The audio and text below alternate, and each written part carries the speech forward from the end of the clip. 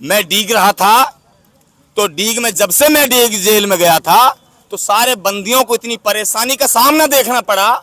मुझे जैसे मैं गया तो 10 दिन से ज्यादा वहाँ सरकारी एसटीडी नियम अनुसार 5 मिनट बात करने को मिलती हैं, वो 10 दिन के बाद वो भी बंद कर दी गई थी। दिन पड़ते दिन शिकंजा टाइट होने लग गया था, और जैसे जैसे शिकंजा टाइट होता गया तो मुझसे तो मिलाई भी धीरे धीरे उन लोगों ने बंद करनी शुरू कर दी।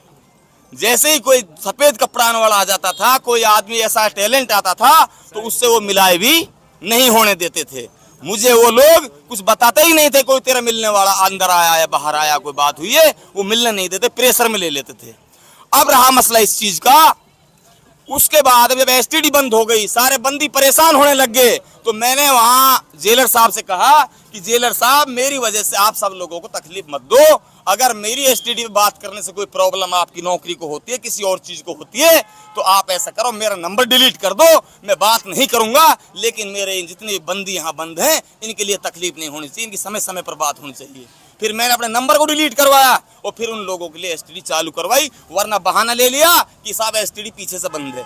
जबकि जिला लेवल की जो जेल थी उसकी भी एसटीडी चालू थी, बाकी और जो राजस्थान के अंदर सारी एसटीडी लगी थी, सारे का एक्सचेंज ये की रहता है, वो सारी चालू थी।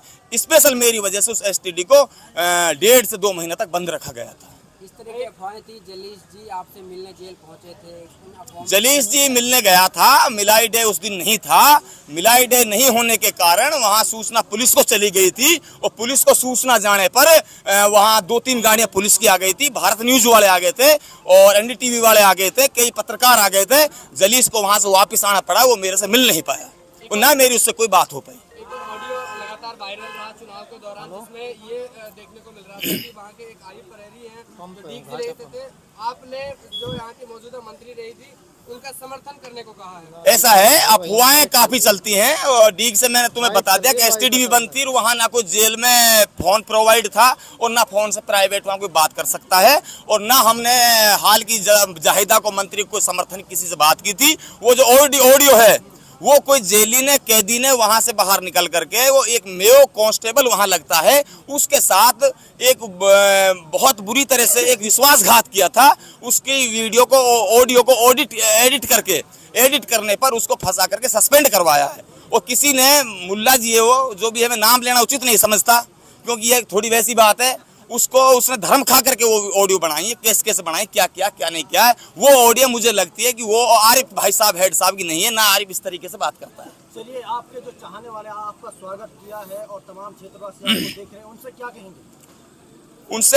मैं यही कहूंगा कि आप लोग बढ़ चढ़ कर, मैं तो ये कहूंगा कि आप बड़े बड़े ख्वाब देखो, बड़े बड़े सपने देखो, बड़ी बड़ी ऊंचाइयों को छूने की हिम्मत रखो, ताकि आप और ऊंचाइयों तक जा सको, आप उन ऊंचाइयों को छू सको, आप बड़े आदमी बन सको। आप शिक्षा और पढ़ाई पर ज्यादा से ज्यादा ध्यान धरो, आप अकेले अताउल्लाह पर ध्यान मत धरो, आप बच्चे पर ध्यान धरो, बच्चे को अताउल्लाह जैसा बनना होगा, तब जाके आप आगे बढ़ोगे, वरना आप यहीं रह जाओगे। यहाँ से फिर मुझे इसको बंद कराओ। ये शालावा जेल में भेजा गया था, और वो एक बाड़ाबंदी जो जेल थी, वो सजाबंदियों की जेल वो थी, वहाँ सजाबंदी ज्यादा है। जैसे कि बॉम्बे कांड हुआ था 93 का दंगा, उसमें काफी लोग मारे गए थे, उनका भी मास्टरमाइंड डॉक्टर बम वगैरह, बड़े बड़े मगरमच्छ, बड़े बड़े अजदहा उसमें थे, और वहां मुझे डाला गया था। लेकिन मैं क्या है कि जितने अजदहाओं में जाता हूँ, बड़ी जगह जाता हूँ, उतना ही मेरा दिल समंदर होता जाता है। जितनी डरावनी जगह मुझे भेजा जाता है, उतना ही मेरा दिल खुलता जाता है। एडिशनल एसपी थाने पे आता है मेरी गिरफ्तारी होने के बाद, वो पता नहीं सत्ता के चाटुकारों के पता नहीं क्या पट्टी पढ़ा करके वो आता है और किस तरीके से बात करने का प्रयोग करता है। उससे जिस तरह उसने बात करी, उसी तरह सूदे मुंह मैंने उससे बात करी। 2 बार मैंने झेला, 3री बार साहब नीची आवाज में बात करना, बदतमीजी से बात मत करना। मुझे अताउल्लाह खान कहता है, मैं इतना डरपोक आदमी हूं, तेरी धमकी से डर जाऊंगा। एडिशनल हिम्मत सिंह, मैंने बोला था हिम्मत सिंह को, हिम्मत सिंह की तमीज से बात करना। मुझसे अगर अभद्र व्यवहार करा, गाली गलौज से बात करी, कोई मामूली आदमी, रोड छापा आदमी नहीं हूं मैं। मुझसे तमीज से बात करने की बात करना, आप तमीज से अब वो तो पुलिस अपनी राइटिंग में क्या कहते हैं, लेकिन राइटिंग हमारी भी खतरनाक है। हमारी राइटिंग हमारी भी इतनी, मतलब हमारी भी खतरनाक राइटिंग इतनी अच्छी थोड़ी है।